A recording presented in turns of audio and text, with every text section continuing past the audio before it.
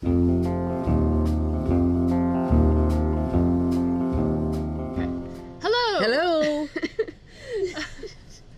We're getting a little punchy here. Yeah. I'm Peggy. I'm Amanda. And you're watching the Junction Fiber Mill Millcast. And we are pre-recording because I'm on maternity leave, caring for my new baby, which is a lovely thing to be able to do. Yeah. But we didn't want to leave you all hanging, so we did a little pre-recording of a bunch of interesting folks to keep coming with the Millcast. Yeah, we wanted to introduce you to people who are interested in fiber for different sets of reasons. And one thing that we wanted to do was introduce you to the people who run local yarn shops.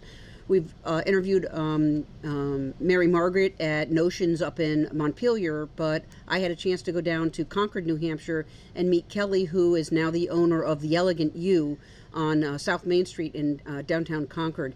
She has a terrific shop with all kinds of, lines of fiber, and I had a really wonderful time learning about the trends, what used to be hot and what isn't, and now what is. And anyway, I hope you enjoy this interview with Kelly at the Elegant Ewe. Would you mind introducing yourself and telling me where we are?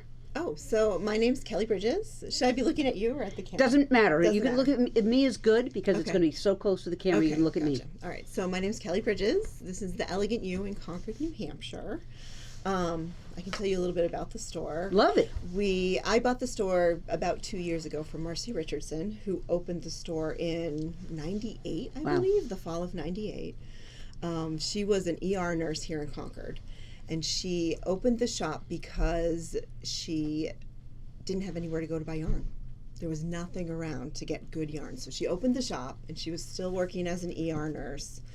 And I remember her telling me the day that she knew it was time to make the shop her full-time gig was when she was here working. The shop was packed with people, and she got a call to go to the ER. And she had to make everybody leave. And she thought to herself, I think it's time. So she turned to doing full-time here with her husband Hal, and they had, I think, one employee at the time that I joined the crew, which was in 2004. And then so when I joined the team Elegant Ewe, it was in the middle of the scarf yarn era, we called it. So these funky, fluffy, sparkly, wacky yarns were really popular for this kind of, I don't know, maybe 6 to 8 year period. Maybe 2003 up until 2010, say, right around there. And everybody was knitting scarves. And they were just knitting every stitch. People who had never knit a stitch before and probably never did since came in and they were buying scarf yarn, and it was crazy. And we called it the scarf yarn era because it was just this amazing time to be a yarn shop. There was so much interest in knitting, and fortunately after that, we retained a lot of customers and a lot of younger customers, which was really cool. And after that, things sort of settled down in the funky yarn department, and things got back to being a little more ethnic, a little more traditional. Fair Isle knitting became a huge thing. People were getting back into cables and stuff like that, and that was really fun and exciting because the scarf yarns were great, but they were from a knitter's standpoint or a shop standpoint. They were fun. They were fantastic yarns, but they were kind of boring in the sense that everyone was just knitting every stitch, and we were interested in people pushing themselves into new techniques and things like that. So when that started to happen, that was really fun. And then COVID happened in 2020, and I think that's when Marcy really started seriously thinking about retirement. And I know it wasn't a quick, light decision on her part, but a couple years after COVID, she decided it was time to retire, and she sold the shop to me. So now I own the Elegant Ewe, which is an amazing thing. And I had no idea I would be here when I have a degree in chemistry. I did analytical chemistry for a while. And when I took the job here with Marcy, it was more of a break. I was taking a break from chemistry, and it ended up becoming a career, and I'm so grateful. Wow, that's just pretty cool. Chemistry to knitting. To knitting, right? Yeah. Yeah. I'm going to ask you to hold very still because we're going to pick up the audio of your shirt. That's okay. That's okay. But can you hold still? Good. All right. Gosh, Griffin. So I guess I have to ask if the sweater scarves or the scarf knitting was the thing. What would you say is the trend now? What do you find people coming in and wanting to knit now? Now it goes. It's funny, things kind of go up and down. Right now, I think people are getting back into knitting garments. People are interested in technique, which is really cool. People are interested in learning something new. Maybe they know how to do color work, but they want to learn cables, or maybe they tried a little bit of mosaic knitting and they're interested in color work now. It's a different animal. So we are finding people are more willing to push themselves, which is very cool, into new techniques. We're also finding there's a little bit of an uptick in mohair yarns, fuzzier yarns, fluffier yarns. The softer, the better, it seems, which is very cool too. Right now, as you know, there's a zillion hand dyers out there, and it's a fun atmosphere for buying yarn. There's no shortage of interesting colors and textures and people dyeing things in different ways. So that's really fun. It's a really fun trend, I think, right now. You mentioned earlier that I think it was you were saying that the scarf thing brought in young people. I think there's a stereotype that knitting is what your grandma does. Absolutely. How fair is that stereotype? Oh, I don't think it's fair anymore, which is awesome.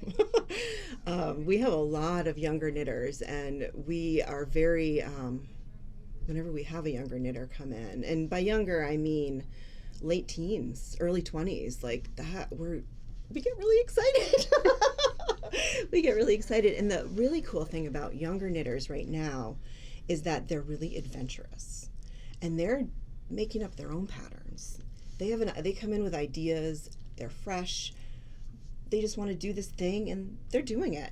And a lot of that is coming, I think, from crochet, which is really popular right now. So crochet it's a little different than knitting in that it's easier to rip out. So it's easier to play, I think, when it comes to crochet.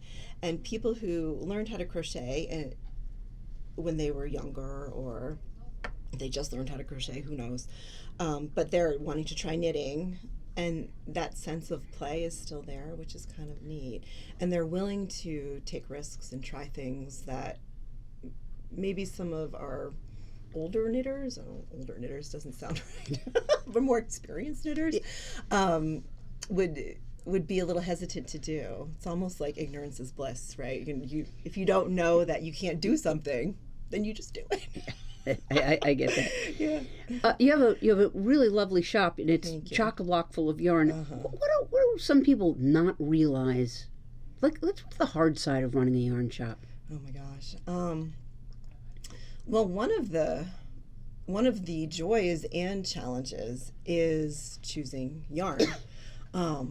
There's so much out there, and I feel like one of our customers said something once to me about how I was doing a really good job curating the shop for them, and I loved that word because that feels like what I do. There's so many options, there's so many choices, and it's really hard to narrow it down because I want to carry everything, but I can't because there's not enough space. So narrowing it down is a really difficult thing, which is interesting. It's also a really fun thing because there's so many options. So that can be very challenging. And also half the time I feel like I'm guessing because I'm buying in the winter, I buy for spring, and in the spring I'm buying for winter. So I'm sort of guessing. Shop owners rely a lot on their reps to help them The people who represent the yarn companies come and show us the new stuff, and they give us a little bit of a sense of what's going on in the market and what's coming. But they may not always be exactly right. So you are guessing most of the time when you're buying for certain seasons. So that can be really challenging. And sometimes it can be really challenging to get into. I had a hard time with that the first year I owned the shop. Get into the mindset for buying for spring when it's before Christmas. That was so hard for me the first year. Well, I would also think that like they've come out and said that, the Pantone color for 2024 is something like apricot crush or bruised apricots. Yes, right. Do you take those signals seriously? Sometimes. I sometimes ignore them too, because I know our customers and I know things that I don't think, even if it's a trend, even if it's a fad, maybe we'll do a little sprinkling of that color, but I know it's not going to be a hot seller among our customers. So that you're making me wonder. There's the cool versus the warm, the blues and the purples versus the oranges and reds. Could you say which is more popular, or do they? It changes. It totally changes. So Marcy was always blues. She was always cools. So she would be blue, blue, blue, purple, purple, purple, all like that tone or that palette. And then I think when I came in, I helped balance that a little bit, because I am definitely on the warm side. I'm greens and oranges and reds. I love all those warm autumny colors. So I think that she and I worked really well together when we were co-buying things. And I'm trying to keep that in the back of my head, is, that not everything that I like is what other people like, and you do sort of have to get a nice blend. Looking forward, is there any changes you want to make? What are your hopes for the Elegant Ewe here in Concord, New Hampshire? I know, my goodness. Well, one of the things that I want to work on a little more is our presence on social media, possibly developing our website a bit more to be able to offer online purchasing. Right now we don't. We're so busy in the shop that it's hard to find the time to make that happen right now, at least. But it is somewhere I'd like to go, and I'm hoping my idea is to not necessarily put our entire inventory online.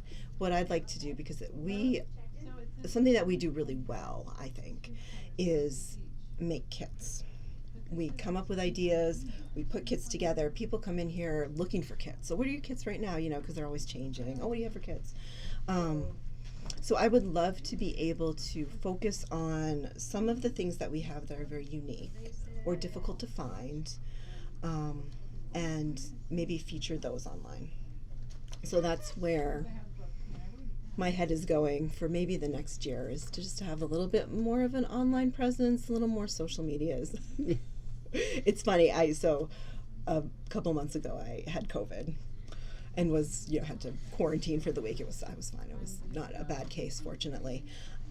But I think I posted on Facebook and Instagram like twice a day. And at the end of the week, I said to my husband, I said, "Look, I can do it. I just don't have the time to." So being able to carve out that time is something that I'd like to be able to do a little more. That's actually a big challenge of owning any business, right? It's true. Yeah. It's finding carving the time out to do this thing or that thing, and finding that balance. Well, time and task. We truly appreciate your carrying making tracks we love making for the tracks. mill. So it was great. You're only like an hour from us. I know. So I zipped down, brought you some making tracks, and I appreciate your letting me do a little interview with you. It's my pleasure. It's my pleasure. We absolutely love making tracks. It's one of our favorite yarns. We're restocking right now, yes. It's one of our favorites. You can do so much with it. That's the amazing thing about it. You can knit it. We have hats knit out of it that are just the colors, striping, beautiful. And then like the color work we were talking about a little while ago, color work with making tracks is like It's fun. a match made in heaven. Yeah. Well, Yes. Kelly, thanks very much for letting me Thank you. come to your shop and talk to you. Well, thank you so much. It's not an easy business, actually. Yeah. You know, having to figure out what colorways to order when it's, you know, February, when you got to figure out what do you want to order for the spring. And yarn shops are different than like a lot of normal retail stores in that they are sort of linchpins of communities Yep. too. Yep. And you're not only selling yarn, but you're also instructing. Oh, often, yeah. Oh, she's always and got classes going. Yeah. Yeah. It's sort of like, you know, almost like a library of sorts. That's but for true. knitting. Yeah. So So support your local yarn shop. yes. All right, All we right. will sign off. See ya. Bye.